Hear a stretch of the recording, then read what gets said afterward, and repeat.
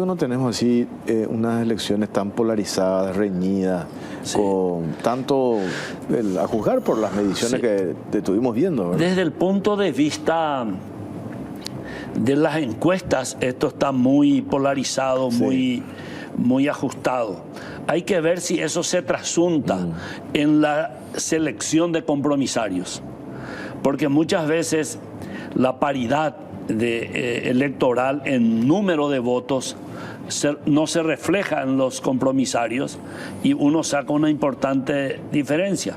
Inclusive hubo casos, como el caso de Gore contra Bush, por ejemplo, en donde Gore ganó la elección en votos populares, pero Bush ganó ampliamente en compromisarios. Sí. O sea, es muy difícil en los Estados Unidos determinar que una elección va a ser muy pareja o no, porque lo que buscan ambos es llegar a los 270 compromisarios, sí, que es la cifra mágica, ¿verdad? ¿Hay observadores en Estados Unidos? No.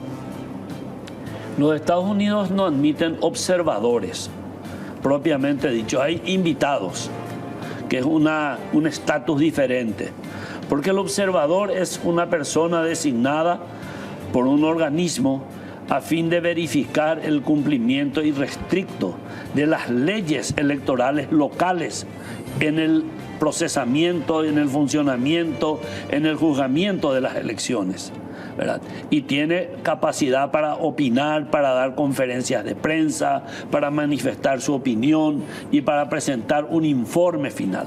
En cambio, el que es invitado no tiene ninguna de esas facultades. De hecho, en países como Brasil, Argentina, Uruguay, Chile, Estados Unidos, Venezuela, no hay estatus de observador. ¿Y los que fueron entonces fueron invitados? Son invitados a observar, a verificar buenas prácticas electorales, pero es para consumo, digamos, interno del país al que pertenecen y no como una influencia sobre la opinión pública del país que los invitó. Sobre el punto nomás, doctor, es increíble.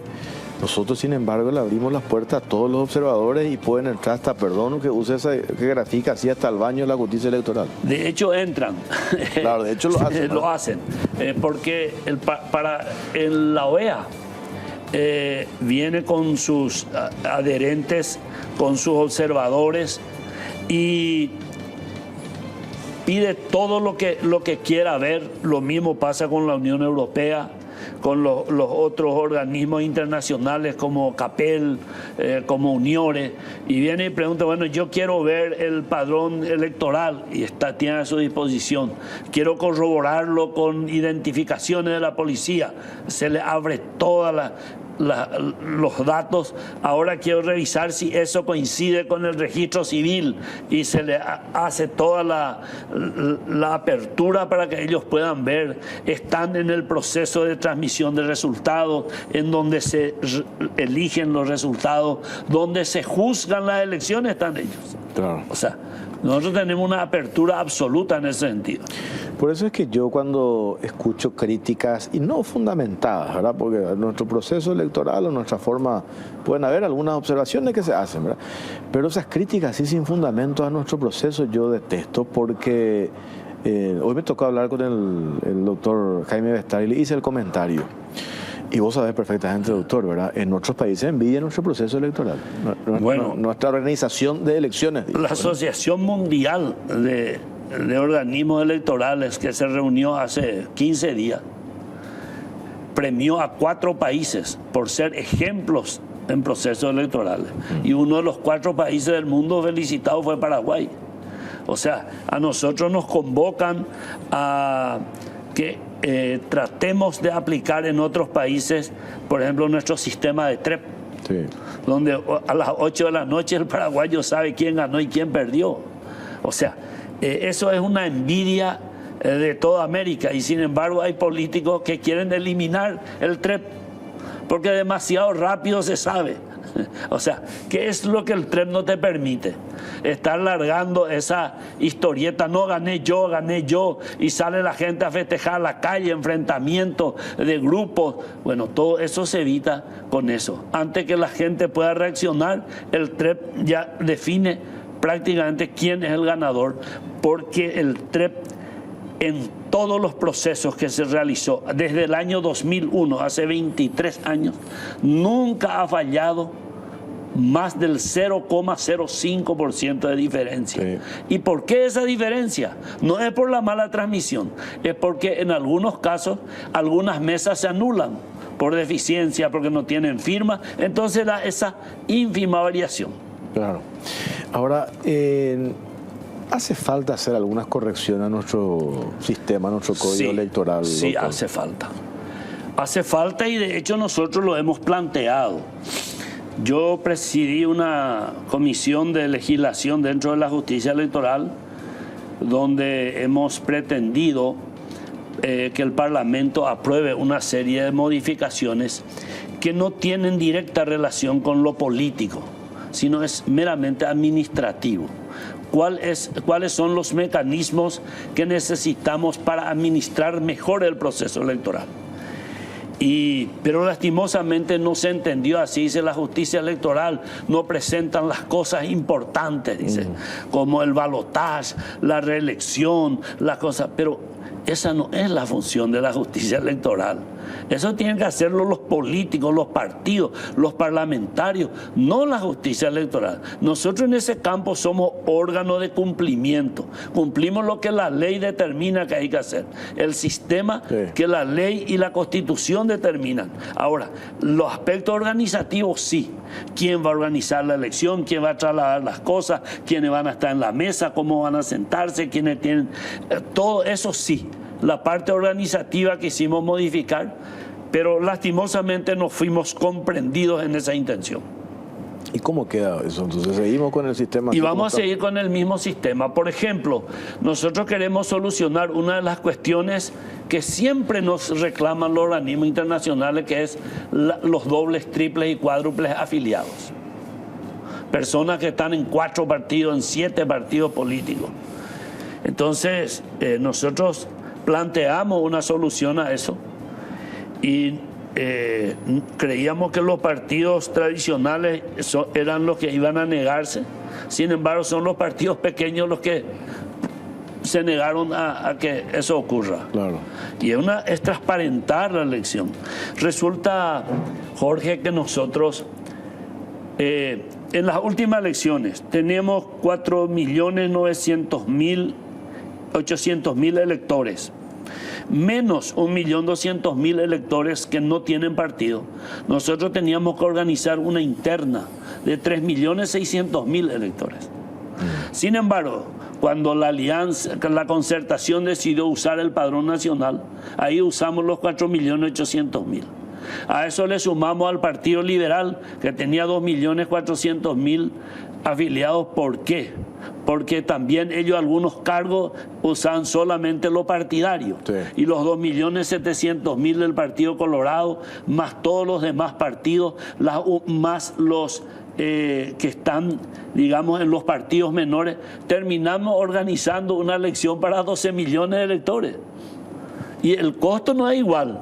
Si yo te digo, hacer una elección para 3.600.000, no es igual que haga para 12 millones. Claro.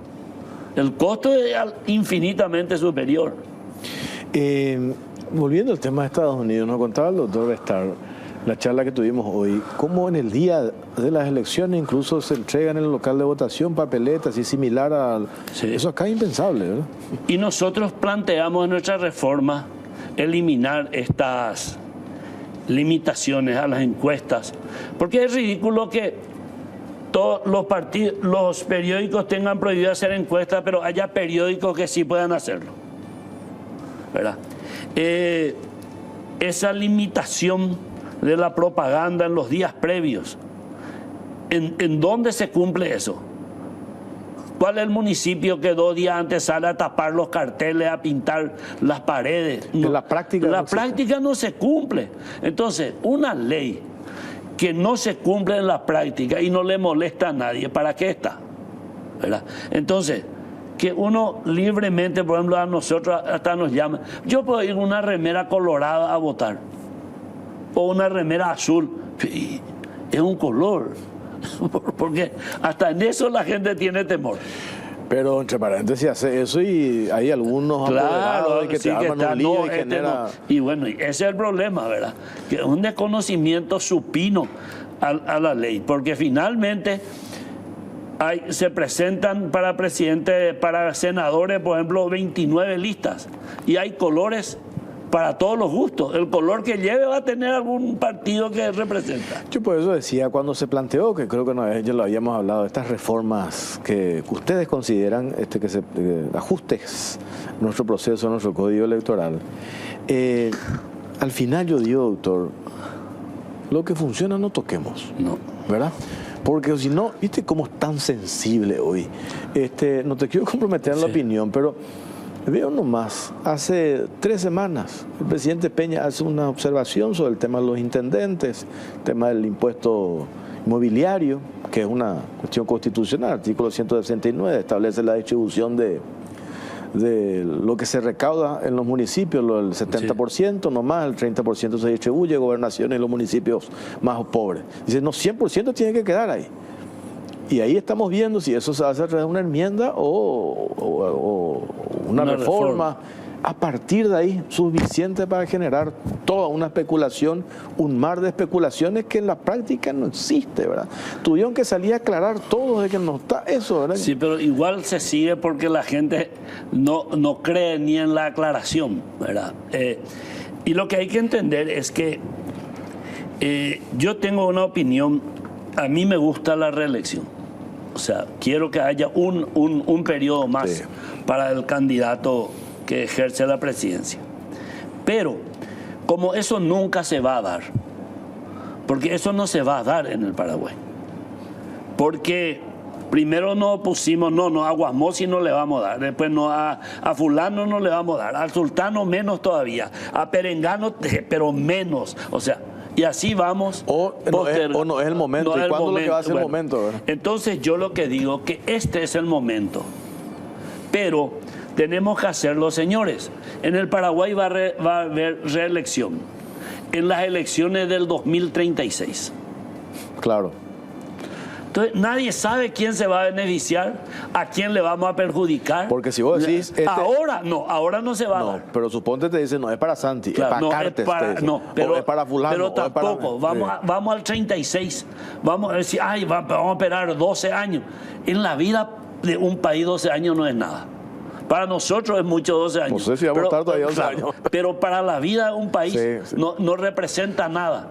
Y ahí sí vamos a tener la legislación que nos conviene tener. Y un debate razonable, ¿verdad? Sobre porque hoy el debate se reduce al personalismo, ¿verdad? Exacto. Reducimos el debate para tal o cual. Claro, es que siempre vamos al personalismo. No, a este no le vamos a dar.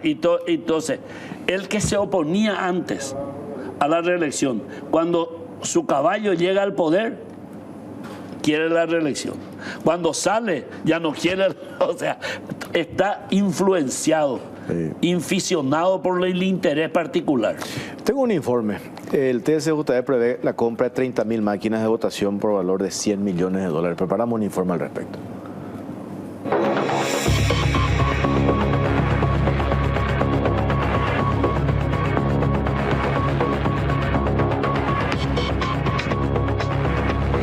Tribunal Superior de Justicia Electoral prevé comprar 30.000 máquinas de votación por $100 millones. El Tribunal Superior de Justicia Electoral pretende adquirir 30.000 máquinas de votación por un monto aproximado de $100 millones, lo cual resultará una opción más económica y viable a largo plazo antes que continuar con el alquiler de estos equipos. El presidente del Tribunal Electoral, César Rosell, expuso que el TSJE está trabajando en la preparación de una licitación internacional para la compra de las máquinas electrónicas con miras a su utilización en las elecciones internas de los partidos políticos y en los comicios nacionales, ya que esta esta estratégica inversión garantizará una mayor independencia tecnológica para el país. Las máquinas de votación propuestas tienen una vida útil estimada de aproximadamente 8 procesos electorales, lo que significa que podrían ser utilizadas hasta el año 2032. Esta proyección es crucial dado que el país ya gastó 60 millones de dólares en el alquiler de equipos para las anteriores elecciones municipales, en la elección complementaria del Consejo de la Magistratura y en los comicios nacionales. Si el TSJE decide continuar con el alquiler, se prevé que en otros 2 periodos se requerirán inversiones adicionales por el mismo monto, lo que refuerza el argumento de que a largo plazo comprar resulta más económico.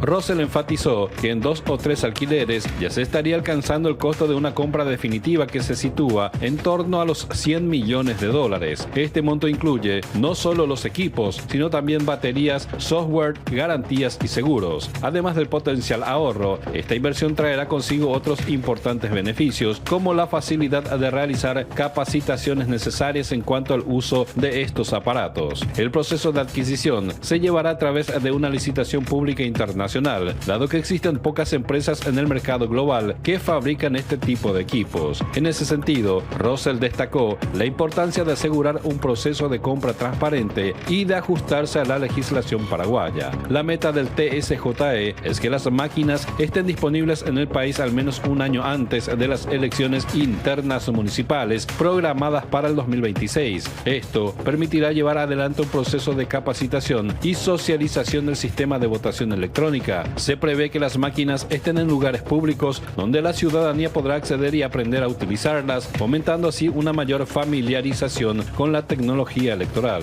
Las máquinas a adquirir serán táctiles, contarán con la capacidad de imprimir boletas y no tendrán disco duro, garantizando que no se almacenará información sensible. Además, cada máquina tendrá una batería que durará hasta 12 horas, con opción de ser extraída y recargada. La adquisición inicial de unas primeras 5.000 máquinas permitirá iniciar los entrenamientos necesarios para el personal electoral y la ciudadanía, asegurando una transición fluida hacia el nuevo sistema de votación electrónica.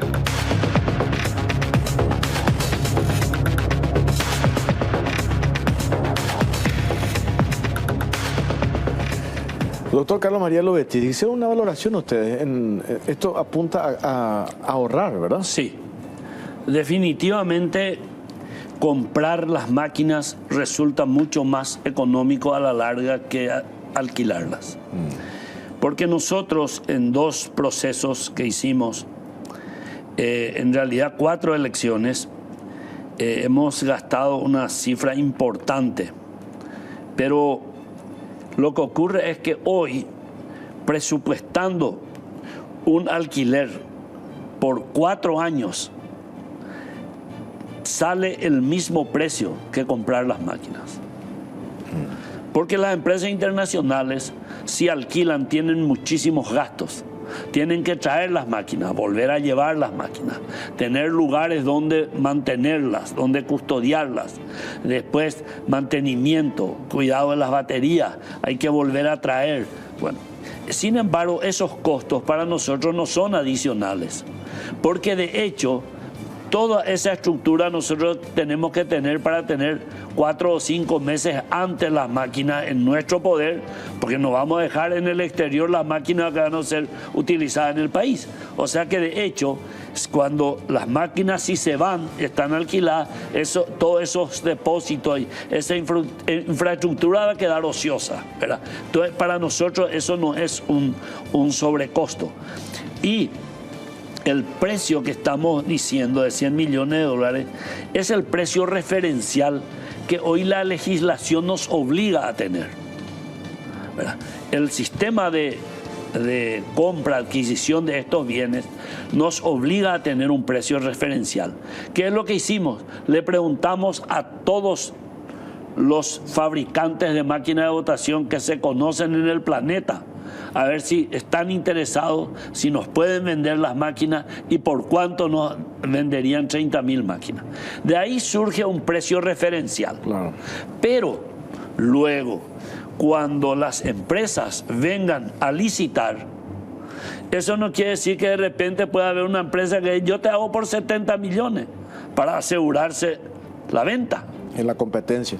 Claro, y a lo mejor otro nos trae por 130 millones, no sabemos eso, ¿verdad? Pero se supone que va a ir a la baja porque las empresas van a querer vender las máquinas de votación.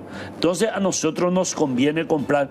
Se hizo estudios con la ayuda de especialistas de producción, de cuánto duran las máquinas. Se investigó en todos los países la durabilidad de las máquinas. Y algunos nos dicen, no, pero la tecnología tiene... se deteriora rápidamente, quedan obsoletas y todo eso. La máquina de votación no es un teléfono celular ni una computadora que vos tenés de uso diario y eso va cambiando entre el M9 y el M21, ya hay una diferencia abismal. No, la máquina de votación hace siempre lo mismo, ¿verdad? Hace lo mismo, no es una tecnología. Por decirte, en Venezuela, la máquina que se usó en el año 2004 para la revocatoria de mandato de Chávez, hace hoy, 20 años después, hace lo mismo que hacía antes. No hay ninguna variación. Claro. Porque es un proceso que tiene tantos detalles que vos no podés cambiar. La máquina tiene que ser touch, tiene que ser de 22 pulgadas. No tiene que tener puertos abiertos, ¿verdad? No puede permitir que se registre ningún dato en el disco duro de la máquina. Tiene que poder imprimir la máquina, tiene que poder después hacer el conteo a través de medios informáticos. O sea, hay una serie de situaciones que no es que vos podés cambiar nomás.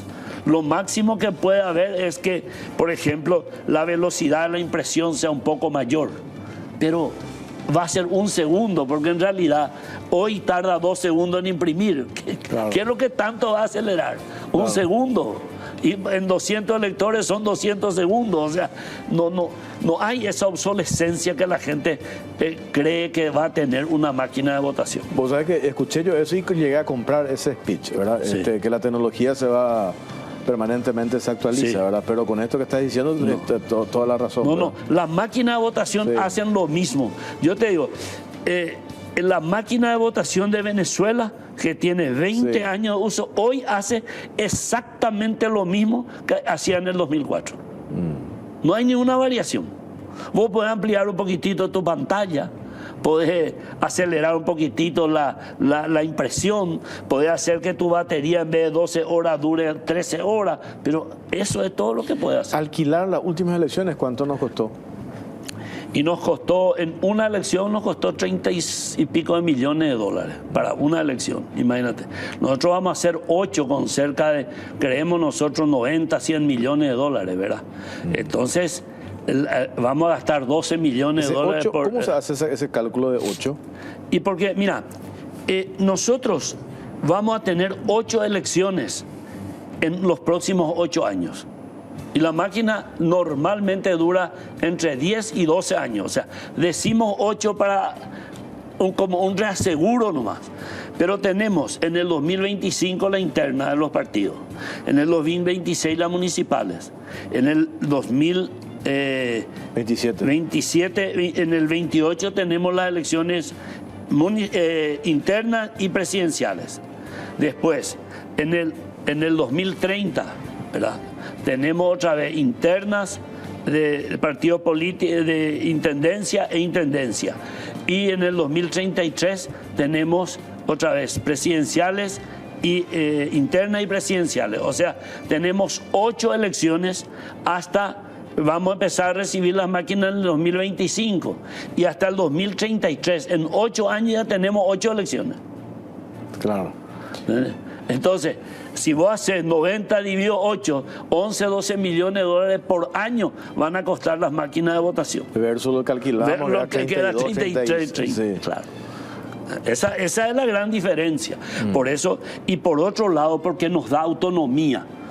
Nosotros somos dueños de nuestra máquina, somos dueños del software de la máquina y además, sin ningún gasto extra, nosotros con esa máquina podemos organizar el Consejo de la Magistratura, la Caja Bancaria, ¿verdad?, las elecciones de intendencias que se crean a medio periodo, las intendencias que son destituidos sus intendentes y sin ningún costo, sin pagarle nada a nadie.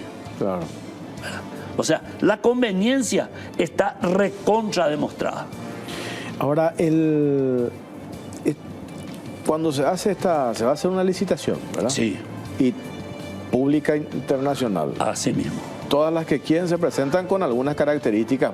No, nosotros ahí tenemos un pliego de condiciones, ¿verdad? En el cual establecemos qué necesita la máquina. Hay 3 empresas que, por invitación nuestra, y no solo a todos les invitamos, tráiganos su máquina. Vamos a verificar, ver, y le vamos a decir, ¿sabes qué? Para nosotros esta máquina le falta esto y esto. Esto es lo que no tiene que hacer, esto es lo que tiene que hacer. Entonces ellos fueron, hicieron sus cambios y volvieron a traernos las máquinas. Bueno, ¿qué les parece ahora? Bueno, ahora falta solo esto y esto. Son 3 empresas que hicieron ese trabajo. Pero eso no es una cuestión sine qua non para participar del proceso licitatorio. Puede ser que venga en la licitación un día, nos traiga, porque ¿cómo es el proceso, Jorge? Ellos van a traer su máquina. Ahí la parte administrativa no tiene nada que ver, somos nosotros, la parte técnica, las que verificamos las máquinas de votación. Pero un poco, ¿esto hace o no hace lo que tiene que hacer? Lo que nosotros queremos que haga. Y si vamos a decirle a la administración, mira, estas 3 máquinas, o 2 máquinas, o 4 máquinas, son las que sí cumplen los requisitos. Y entonces los sobres de oferta de esas 4 máquinas nomás se van a abrir. Claro. ¿Verdad? Los otros van a quedar eliminados porque no cumplen la... Para esta decisión de la compra de las máquinas no necesitan ninguna aprobación del Congreso. Nosotros ya hemos presentado al Ministerio de Finanzas, de Economía, sí. Economía y Finanzas, ya el presupuesto estimativo que se iba a costar, y eso está aprobado, ¿verdad? O sea, hay lógicamente, con ciertas condiciones de pago, ¿verdad? ¿Cómo se va a pagar? Porque vamos a ir pagando en etapas. Claro. El año que viene vamos a recibir 5.000 máquinas. En 2025. Con eso vamos a hacer la capacitación y la parte previa. Luego vamos a recibir 20.000 máquinas para las municipales. Y recién para las generales vamos a recibir otras 5.000. ¿Verdad? Entonces, es por etapa, y no es que se va a pagar 100 millones de dólares, sino se va a ir pagando anualmente. ¿Verdad? Perfecto. Entonces, así como está, esto es conveniente. Por un lado, ahorro, sí. Por otro lado, nos va a dar autonomía, sí. Por otro lado... No, y la capacitación, Jorge. Si nosotros alquilamos una máquina... Estamos contra el reloj. Claro, la empresa que nos alquila, sí. Nos trae la máquina 2 meses antes. Claro, tenemos que salir en 2 meses a capacitar. Si nosotros compramos, las máquinas van a estar en nuestro depósito. Podemos sacar todo el año la máquina para que la gente se capacite. Espectacular. ¿Verdad? Ya está, doctor, gracias por tu tiempo, muy amable. Cuando guste. Hasta luego. Bueno, nosotros hacemos una pausa, venimos enseguida.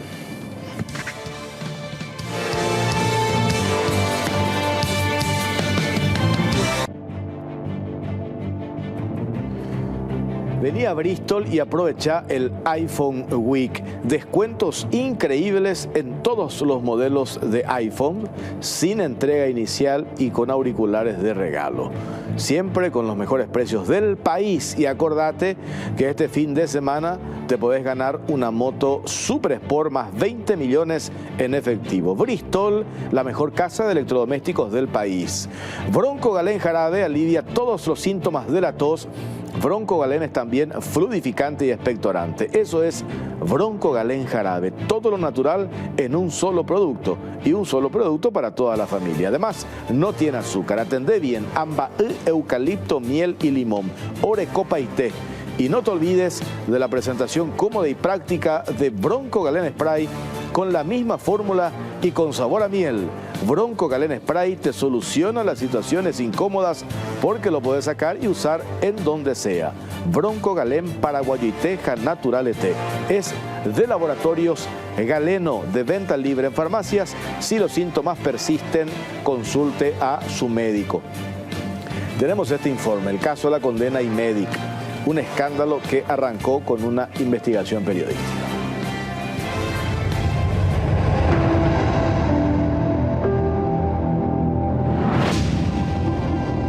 Condena en caso Imedic, un escándalo que arrancó con una investigación periodística.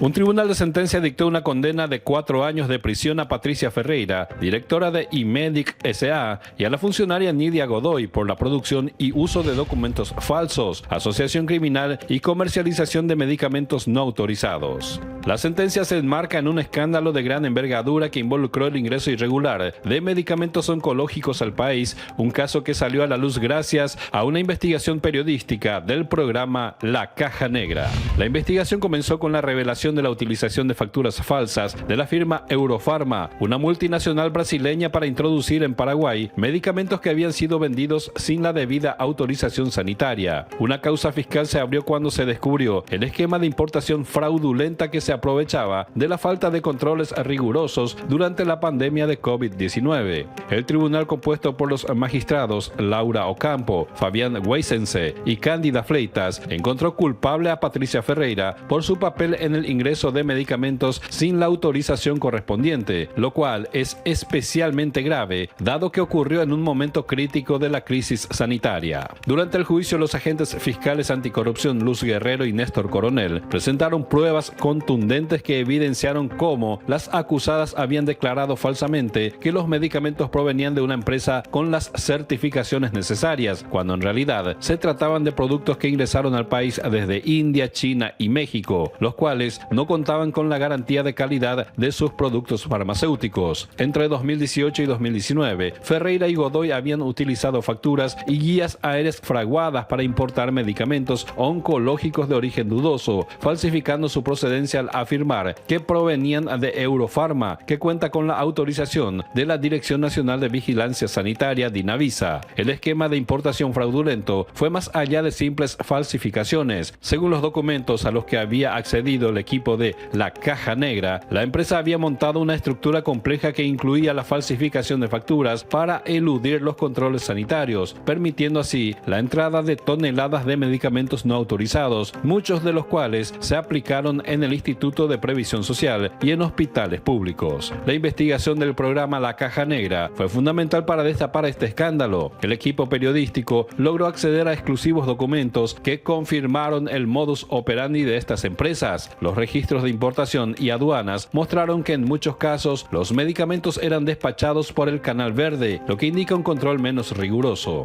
La falta de inspecciones rigurosas permitió que medicamentos como letrozol, utilizado para cáncer de mamas, enoxaparina, que es un anticoagulante altamente usado en hospitales, y piperacilina, un antibiótico destinado para terapia intensiva, ingresaran al país sin el control adecuado. Este caso de corrupción en la época de Mario Abdo Benítez dejó en evidencia la fragilidad del sistema sanitario paraguayo y las prácticas corruptas que ponen en riesgo la vida de los ciudadanos.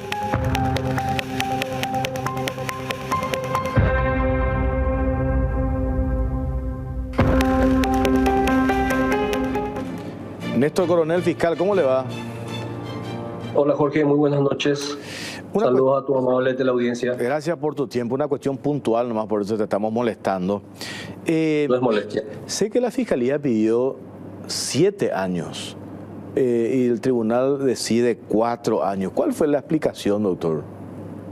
Bueno, en resumidas cuentas, lo que dijo el tribunal, en realidad se probó los hechos respecto a la producción de documentos no auténticos en su modalidad de uso, así como la comercialización de medicamentos no autorizados, pero para ellos no fue demostrado la asociación criminal.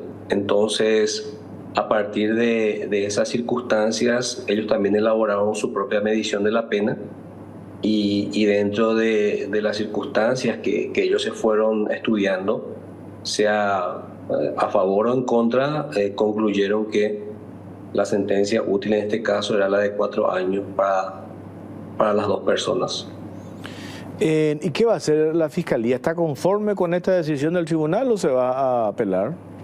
Nosotros vamos a esperar el día jueves, se hace la lectura íntegra de todos los fundamentos que motivaron la sentencia definitiva, y a partir de ahí, bueno, también nosotros vamos a razonar sobre ello y verificar si las cuestiones de legalidad, de una fundamentación completa, se compadecen con la sentencia definitiva y en su caso, luego verificar y estudiar la procedencia de una apelación.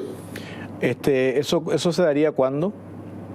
El día jueves es la lectura íntegra y a partir de ahí corren los 10 días para la posible presentación de un recurso de apelación especial. ¿Por qué le preguntaba el tema de los años de condena? Porque estamos hablando, las veces que hemos charlado, doctor, y de hecho habíamos destacado también la investigación y la posición y el trabajo que hicieron ustedes del Ministerio Público, pues cerraron la historia. Siempre hablamos, un tema es exponer el caso periodísticamente, pero otra es la investigación en sí, porque ustedes tienen que demostrar lo que están sosteniendo en juicio, ¿verdad? El hecho es gravísimo, por donde se lo mire. Y habíamos hablado de que esto tiene que servir para dejar un precedente claro, determinante, porque no estamos hablando de cualquier medicamento, estamos hablando de empresarios vinculados al sector farmacéutico que traían medicamentos oncológicos. Y eso ya está demostrado, en el juicio se demostró el nivel de participación y complicidad y todo lo que han montado para engañarle a Dinavisa y otras instituciones de control. Entonces digo, tiene que haber un castigo ejemplar. A mí me tocó hablar con un empresario del sector farmacéutico y me decía, yo estaba con el pedido planteado por la Fiscalía de los 7 años, pero no de 4, porque no es una cuestión de ensañamiento contra esta empresa en particular o contra los directores de esta empresa en particular. Es el mensaje, doctor, que tiene que ser claro en este sentido. Estoy muy de acuerdo contigo, Jorge. Eso creo que no cabe duda. Es más, te puedo decir que la investigación que ustedes llevaron adelante generó un antes y un después de todo lo que tiene que ver con el trabajo en Dinavisa. Sí. Ellos modificaron sus estándar de control, al igual también pasó en aduanas, o sea, al menos desde el ámbito administrativo, estas circunstancias que pasaron inadvertidas en su momento, tuvieron un control más riguroso y la modificación de actos administrativos que llevaban adelante la posibilidad de establecer ciertos requisitos para que hoy día se pueda dar una autorización. Ahora bien, en el ámbito penal, en efecto, si bien es cierto en aquel entonces la investigación demostró una actividad irregular, eso se replicó en 10 posteriormente durante la investigación fiscal. Y sobre ello, por supuesto, se estableció la teoría del caso. Nuestra teoría del hecho era particularmente sobre el uso de esos documentos no auténticos en realidad, y a la par, posteriormente, una vez que ingresó el medicamento, la comercialización. En realidad, para el Ministerio Público, de buenas a primeras, si bien es cierto, pudo probar la producción y la comercialización, lo que sí veíamos de grave era que en realidad se desconocía la calidad de los productos que estaban al país. Creo que ahí es donde de alguna manera tenemos que detenernos al decir que ellos fraguaron documentos de un proveedor real, con un contrato real, con la que mantenían un vínculo real y que ofrecía a Dinavisa la certificación de que era una empresa seria con todos los estándares de calidad de sus medicamentos. Sí. Y de eso es que ellos se valieron para posteriormente ingresar al país productos que, si nos ponemos a analizar, qué habrán sido en aquel entonces. Sí. En síntesis, para cerrar, ¿ustedes van a esperar la lectura de la sentencia del tribunal la próxima semana? Y es así, como bien te digo, el jueves es la lectura íntegra. Okay. A partir de ahí todas las partes vamos a tener acceso a una copia de esa sentencia y como bien te digo, bueno, verificaremos esa sentencia en el sentido justamente de si cumple con todo aquello que tiene que ver con la legalidad y con la fundamentación de vida que debe emanar de los tribunales de sentencia. Entonces, si bien es cierto, 4 años no era la esperada por el Ministerio Público, tampoco podemos actuar de manera, por llamarlo así, ilegítima al solamente presentar una sentencia que en realidad reúna todos los requisitos necesarios y que de por sí, en el entendimiento de lo que pueda ofrecer una sentencia, esta puede ser entendida. A contrario sensu, si obviamente esto no se compadece con lo que exige la norma, por supuesto que también nosotros como representantes de la sociedad debemos también actuar en ese sentido y en su caso solicitar que la sentencia corra por una nulidad en su caso. Doctor, gracias por su tiempo, muy amable. A las órdenes, Jorge, y hasta cada instante. Hasta luego, el fiscal Néstor Coronel, en relación al caso de la condena en el caso Imedic. Nosotros hacemos una pausa. A la vuelta va a estar el abogado Álvaro Arias con nosotros.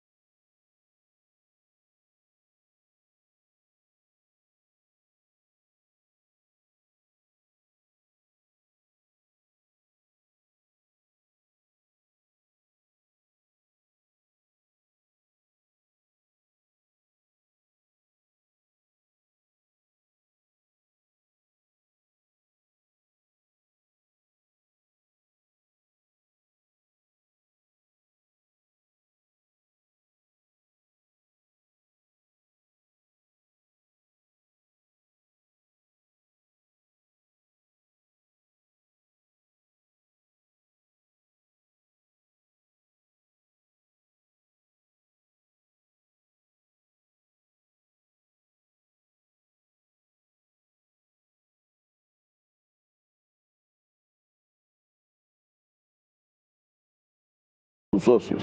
Veamos el informe.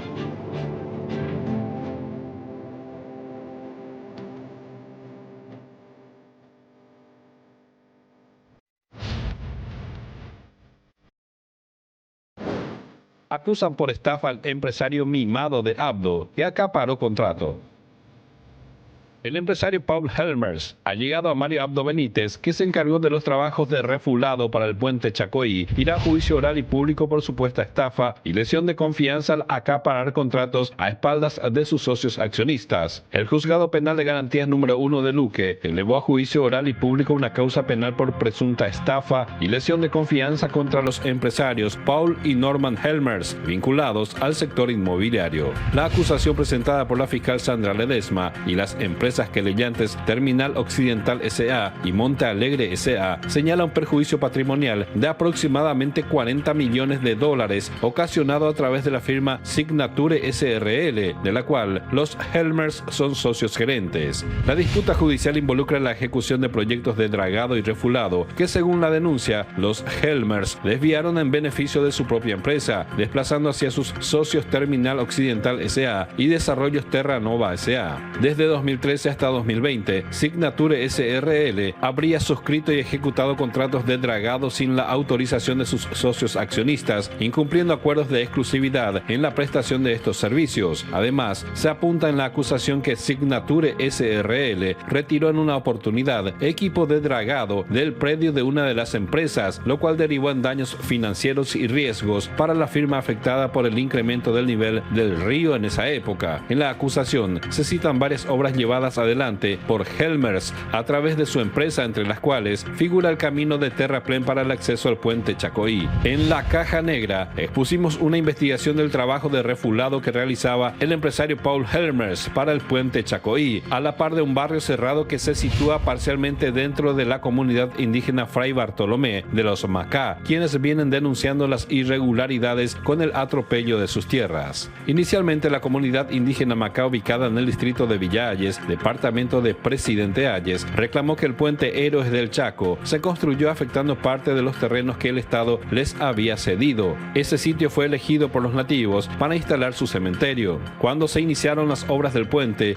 la empresa de Helmers identificó una zona donde podía ser un emprendimiento inmobiliario, aprovechando la obra vial que estaba en ejecución. Fue así que a la par comenzó a realizar dos trabajos de dragado y refulado, uno para el puente y otro para la zona del futuro barrio cerrado. El emprendimiento en cuestión se llama Condominio Cerrado La Ribera, de la empresa Pro Bienestar S.A. Signature Desarrollos. El 4 de mayo de 2023, el Ministerio del Ambiente aprobó a la firma el ajuste del plan de gestión ambiental para construirlo en Villa Ayes. En el documento se deja constancia de que el proyecto se sitúa parcialmente dentro de la comunidad indígena Fray Bartolomé y dentro de terrenos inundables. Sin embargo, el 25 de septiembre del 2023, el MADES resolvió suspender la resolución anterior a raíz del incumplimiento del plan de gestión ambiental. Pese a la suspensión, la empresa siguió con su actividad, por lo que el ministerio intervino y ordenó el cese del dragado en el río Paraguay de la empresa, ya que estaba realizando dos trabajos, de los cuales uno no contaba con la aprobación ministerial y se estaba ejecutando cerca del puente. Por otro lado, Paul Helmers también había sido imputado por supuestamente dañar el medio ambiente con el dragado para el mega casino en la isla San Francisco de la ciudad de Limpio.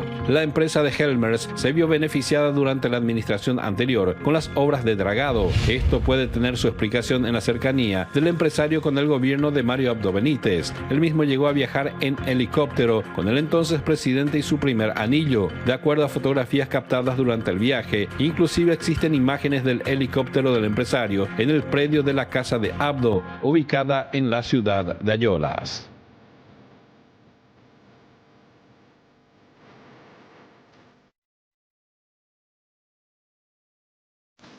Está con nosotros el abogado Álvaro Arias. ¿Qué tal, doctor? ¿Cómo te va? Buenas noches. Buenas noches, Jorge. Un placer estar contigo. Gracias por la invitación. Bueno, a ver, nosotros estamos haciendo seguimiento a este tema. Habíamos tocado ya hace no sé cuántos meses, el año pasado, en uno de nuestros programas, porque yo veo que hay muchas cuestiones detrás acá, que se quiere reducir el problema de dos empresas. Y el enfoque que nosotros consideramos, porque hay un interés general, ¿por qué consideramos que hay un interés general? Porque acá, más allá de esas diferencias que puedan darse entre dos empresas, que puede ser real, yo no digo que no lo sea, hay otra cuestión de fondo que es el tema ambiental. El tema ambiental, la otra cuestión de fondo, el perjuicio a una comunidad indígena. Acá estuvo el líder de una comunidad indígena, los Macá, estuvo acá presente él. Entonces, yo creo que explicarnos, por favor, qué es lo que ahora se decide decidió el juez penal de garantías, para que la gente entienda y desmenuzar así gráficamente como en el colegio, así dibujando para entender bien, doctor, por favor. Sí, cómo no, con gusto, Jorge. Bueno, en realidad todo se inicia con la participación del acusado Norman Helmers Fonseca. Él era un empleado del grupo Hecle, de una empresa denominada Envapar S.A. Así se inicia la relación comercial entre Norman Helmers y el grupo Envapar y TOSA.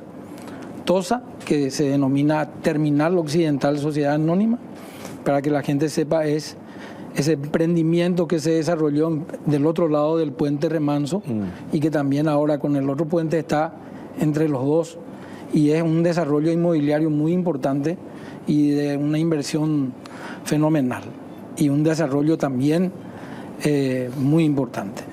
Entonces, se generó la relación comercial entre Norman inicialmente y luego ingresa una empresa de Helmers que se denomina Signature SRL, en donde también participa el hijo de Norman, de nombre Paul. Nosotros representamos a dos empresas, TOSA y Envapar. Habían acordado una inversión muy importante para hacer el refulado y las dragas de esa zona a los efectos de un desarrollo inmobiliario. Cuando se genera ese trabajo, empiezan a generarse la posibilidad de participar en licitaciones públicas, en realizar trabajos también de índole privado. Y lo que hicieron los Helmers, tanto Norman, luego ya con la participación de Paul Helmers Dos Santos, que es el hijo de Norman, le desplazó directamente, le engañó a TOSA, al grupo Hekle, y se quedó con la totalidad del negocio propiamente, engañándolo y produciéndole un importante perjuicio patrimonial que era el referido en la nota. Como consecuencia de esto, se decidió en el 2021 presentar una denuncia por lesión de confianza y estafa. Va a caer a la Fiscalía de Luque, porque el domicilio de los Helmers es en Luque, y le imputaron por estos dos hechos punibles.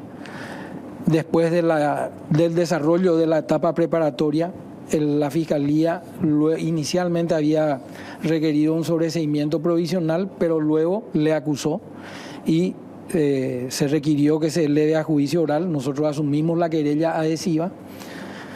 Se han presentado un sinnúmero de incidentes y pasó tanto hasta que el pasado 18 de octubre se desarrolló la audiencia preliminar, en donde la Fiscalía se ratificó en su acusación. La querella también, la defensa ha planteado una serie de incidentes y finalmente la jueza penal de garantías número 1 de la ciudad de Luque dispuso aceptar la acusación y la elevación a juicio oral y público. Nosotros hemos también requerido que se le impongan medidas, se le impusieron algunas medidas que no son tan gravosas, diríamos. También hay unos embargos de por medio por el volumen del monto del perjuicio patrimonial generado. Y bueno, hoy día la defensa ha apelado esto, nosotros contestamos la apelación y está para ser remitida a la Cámara de Apelaciones.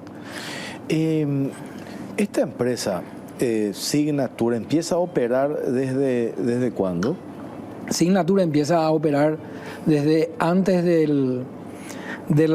porque tanto TOSA como Signature, representado a través de las personas Hekle y Helmers, convinieron en desarrollar una otra sociedad anónima denominada Emprendimientos Terranova S.A., en donde el 50% era de Hekle y el 50% de Helmers.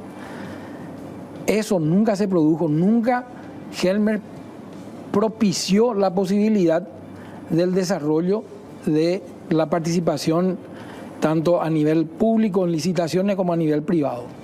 Entonces Signature ya está creada antes del 2010 inclusive, que es titular el señor Norman Helmers, que luego le incorpora a este negocio a su hijo Paul Helmers. Y a partir ¿qué es lo que incumple la familia Helmers, tanto el señor Norman y su hijo Paul? ¿Qué es lo que incumplen? Bueno, ellos, todo este grupo, convinieron en presentarse a través de esta nueva empresa, Terranova, Emprendimientos Terranova, tanto en licitaciones públicas, porque todo el financiamiento, porque hacer estas dragas, para hacer el refulado, se necesita un financiamiento, una inversión muy importante, lo cual ha sido invertido por el grupo a quien represento, TOSA y Envapar. Y sin embargo, nunca fue promovido por la empresa creada desplazándole directamente a este grupo, a TOSA y a Envapar, en donde, entre paréntesis, el señor Norman Helmer era empleado de Envapar, fue mucho tiempo, luego dejó de ser empleado y fue proveedor hasta que se presentó la denuncia. Entonces le dejaron, le desplazaron, le engañaron y siguieron solo con este negocio, generando así este perjuicio. Es como que vos y yo creemos un negocio para realizar ciertos negocios y presentarnos en licitaciones. Yo te desplazo a vos, me voy yo por otro lado y con otra empresa que es Signature y hago lo que nosotros convenimos a pesar de tu inversión dentro de este negocio creado, ¿verdad? Y ahí es donde se hace la valoración y salen estos 40 millones de dólares. Sí. De lo que eventualmente la empresa TOSA y Envapar pudo haber puesto en maquinarias y aquí en Sí. inversión. ¿O de dónde sale ese monto? Ese monto sale del trabajo que no se le permitió hacer, que hoy día ya es incluso intangible, no se puede valorar, pero el Ministerio Público acusó por este monto del perjuicio patrimonial y lógicamente la querella también. Hay toda un desarrollo de unas pericias y compañía en donde se determina ese monto. No es una idea nada más de mis clientes ni de nosotros, sino que incluso la Fiscalía misma ha señalado que el perjuicio patrimonial asciende a ese multimillonario monto. ¿Y qué dicen los Helmer a esto? Y bueno, siempre ellos evitaron discutir el fondo de la cuestión, justamente presentando todo tipo de artilugios para evitar que se desarrolle la audiencia preliminar, alargando todo lo que podían y hasta que eso se puso su fin. Y nosotros lo que queremos es discutir en un juicio oral. Allí ellos tendrán toda la opción de poder defenderse. De hecho, han ofrecido las pruebas. Nosotros también, la Fiscalía también. Y en el juicio oral estaba viendo recién este informe de INMEDIC, en donde las personas que estaban imputadas y hoy día condenadas ofrecieron sus pruebas, qué sé yo, y el mismo caso que el nuestro. Y también hay que decir que, así como, bueno, INMEDIC tuvo otro problema también con las personas en donde trabajaban los dueños de INMEDIC, y bueno, la misma cosa acá también fue, porque Helmers trabajaba para Envapar, era empleado de Envapar, les dejó a Envapar, se convirtió en proveedor y luego crearon esta nueva sociedad anónima de Desarrollo Terranova y también le desplazó a ellos. Entonces hay una infidelidad muy importante, un engaño que genera y se subsume la conducta con respecto a la lesión de confianza y estafa. Eso ya en la descripción del problema entre estas empresas. Posteriormente ya los Helmer, cuando llevan adelante estos contratos y sus empresas, ¿dónde se generan esos daños ambientales que hacíamos referencia nosotros en el informe? Sí. Este trabajo... Es otra cuestión. Es ¿verdad? otra causa, sí. otra investigación. Bueno, el trabajo propiamente de hacer el dragado y el refulado es muy delicado, diríamos, porque se mueve la arena, la tierra, se carga en otro sitio a los efectos de poder ganar parte del terreno que estaba totalmente imposibilitado en realizar cualquier tipo de construcción, y eso genera también la posibilidad de poder eventualmente perpetrar algún hecho punible contra el medio ambiente también. Era lo que decía la nota y lo que decía esta introducción, en donde el grupo de estos indígenas, Macá y compañía, señalaron que el trabajo de estas personas invadieron su sitio que estaba protegido tanto por el MADE como por el INDI, y que, bueno, entonces por eso se generó otra causa por hechos punibles contra el medio ambiente que diríamos no se enfoca en torno a este perjuicio patrimonial que sí se desarrolla en esta causa penal, ¿verdad? Claro, es importante esa aclaración un poco para ir entendiendo cómo se van dando los casos, ¿verdad? Porque cuando yo en otras publicaciones periodísticas que no hicimos nosotros, veía cómo se mezclan los tantos, ese perjuicio eventual ambiental que posteriormente genera esta empresa que se denunció por todos lados, se pretende vincular otra vez a este sector que fue estafado y que fue engañado. Exactamente. O sea, sí, le quisieron involucrar, claro, como diciendo ellos son los responsables también de este tipo de actividades. Esa cuestión del medio ambiente también nosotros seguimos muy de cerca y vemos, a pesar de que no somos parte, pero estamos alerta y viendo cómo se desarrolla y cómo sigue esa causa. Que de hecho la Fiscalía es la titular de la acción y que es la responsable de seguir adelante con eso, ¿eh? Más allá del tema de la descripción del hecho en sí que haces, doctor, yo no sabía que este señor Norman era empleado de... Sí. Porque hoy hay un crecimiento, a mí me han pasado imágenes, no hay problema que la gente haga negocio, ¿verdad? Pero no, claro. Digo nomás de haber sido empleado de una empresa después, en tan poco tiempo, en menos de, ¿cuándo se produce esto? Entre el 2000, ¿cuánto?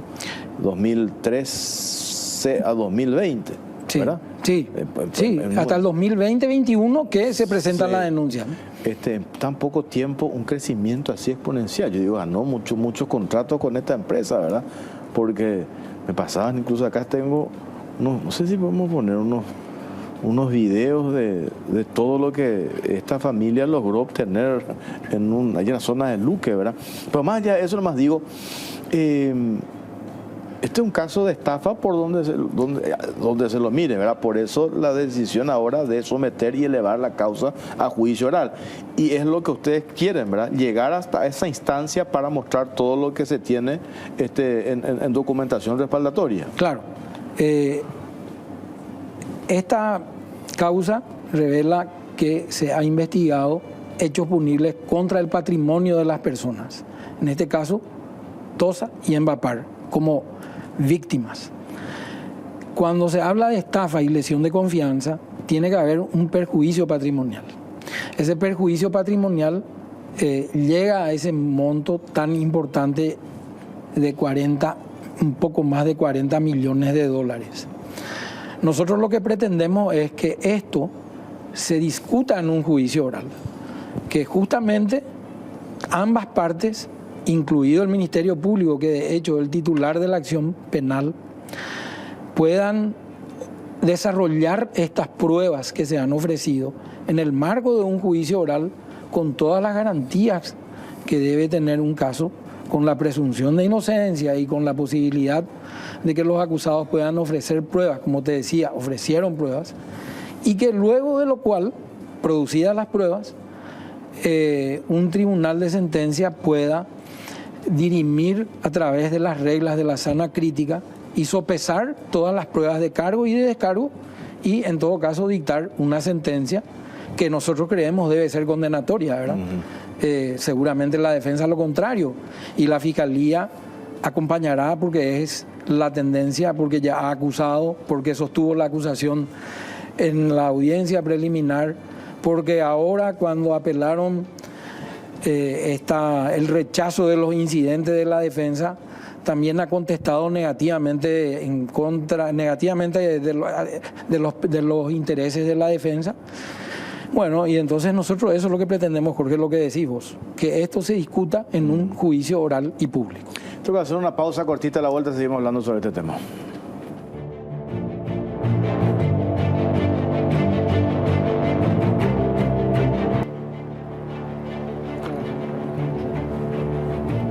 Viajar no siempre es placentero. El movimiento de los medios de transporte puede generar mareos, náuseas y otros malestares. Viajar sin complicaciones sí es posible. Con Nausecin, sin náuseas ni mareos. Un comprimido de Nausecin y olvídate de las molestias. No te quedes, Nausecin te acompaña en cada viaje que hagas. Nausecin, sin náuseas ni mareos. Y aprovecho también para Ahí está. Acá me dijo que estaba mal. Para agradecer a Gilardini por el traje que tengo esta noche. Muchas gracias a Gilardini. Me dijo que le gusta la corbata. Bueno, muchas gracias a Gilardini por acompañarnos todos los martes. Bueno, otra puntualización, doctor, que querés hacer sobre este caso. Sí, nada más aclarar, incurrir en un error como se hablan de tantas empresas. Sí. Las víctimas, en este caso, en el caso del cual estamos hablando, son TOSA, que es Terminal Occidental S.A., Sí. y Monte Alegre. Ah. Y el señor Helmers Norman. Las empresas querellantes, Terminales Occidentales, TOSA y Monte Alegre, dice nuestro informe. Sí, sí. Y el señor Norman Helmers era empleado de Envapar, que es una empresa del grupo también. Así incurrió en la relación comercial, laboral, primero dependiente, luego como proveedor del señor Norman Helmers Fonseca y el grupo Heckle.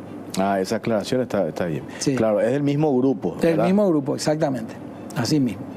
Ya, ahora se entiende. Bueno, ¿y esto cómo avanza esto, doctor? ¿Cuándo se define esto? Sí, el 18 de octubre fue la audiencia preliminar en el Juzgado Penal de Garantías número 1 de la ciudad de Luque, a cargo de la jueza Jennifer Infram. El Ministerio Público estuvo representado por la fiscala Sofía Galeano. Estuvieron los dos acusados con sus abogados y estuvimos los abogados de la querella.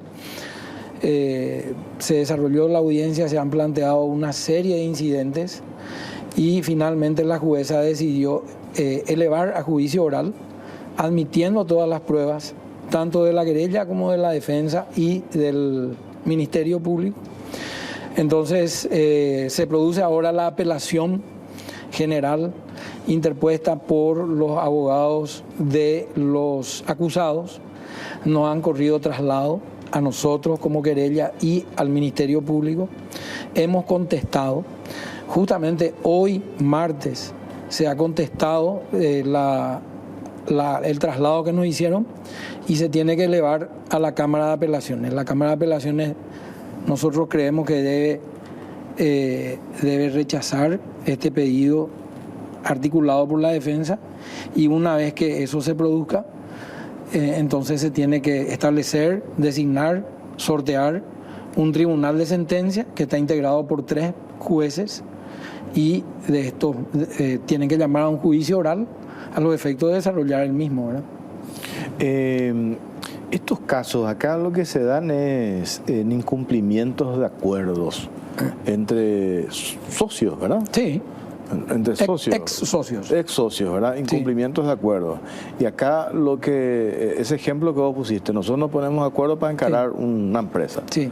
Vos pones la plata y después, y con proyectos a futuro, yo me voy, llevo adelante los proyectos futuros, pues te dejo de lado a vos.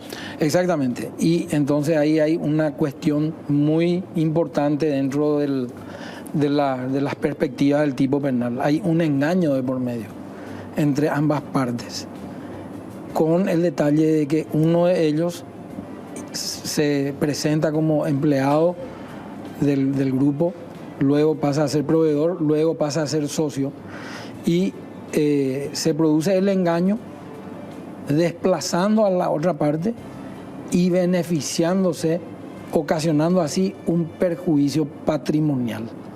Eso es lo que configura el hecho punible de lesión de confianza y luego también hay un engaño de por medio a través de una declaración falsa y que también se desarrolla como argumento dentro de la acusación. Por lo tanto, se configura también el hecho punible de estafa. Y bueno, es lo que nosotros vamos a mantenernos en oportunidad del desarrollo del juicio oral y público. ¿Y cómo es que el otro lado no se dio en cuenta que le estaban llevando a la estafa? ¿Cómo es que no...? Y bueno, porque fueron engañados justamente. Se generó una relación, se depositó la confianza en la otra parte. Trabajaron durante tantos años.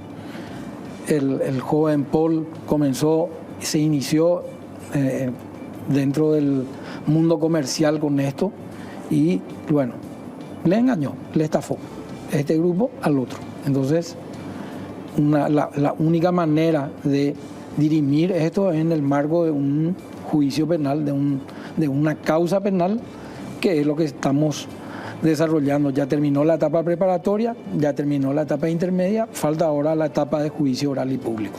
¿Y cómo se castiga esto? Aparte de que tener el resarcimiento del perjuicio y del daño generado. Claro. Bueno, la expectativa de pena, cuando se tratan de hechos, la lesión de confianza, cuando es importante, puede llegar hasta 10 años. Y la estafa es hasta 5 años.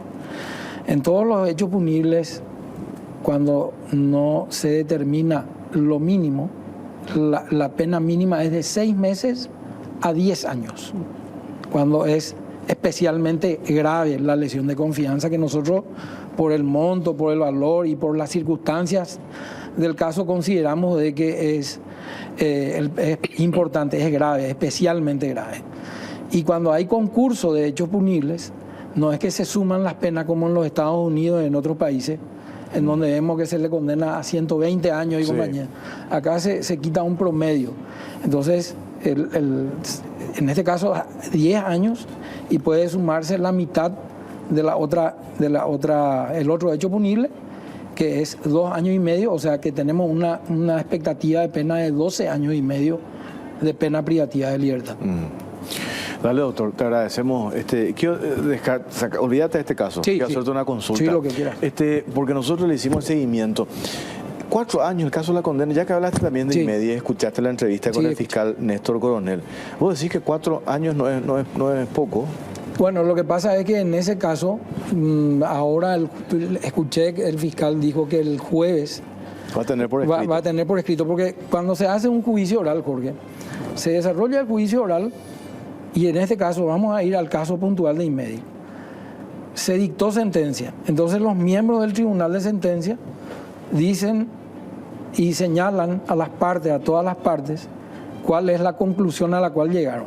En este caso le condenaron a 2 de los 3 acusados y le han señalado que la medición de la pena llega a 4 años.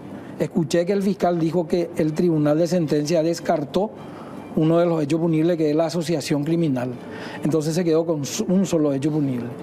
Y recién, pasado mañana, el jueves, estará la resolución en formato papel, en donde se podrá observar, analizar detenidamente cuáles son los argumentos a los cuales llegó el tribunal de sentencia a través, como decía yo, y no es que digo como un cliché, sino que las reglas de la sana crítica, eso es lo que dice el código.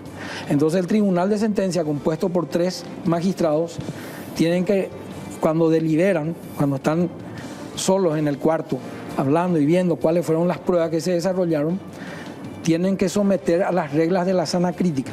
Y si es que consideran que una persona ha perpetrado el hecho, entonces luego deben medir la sanción, la pena.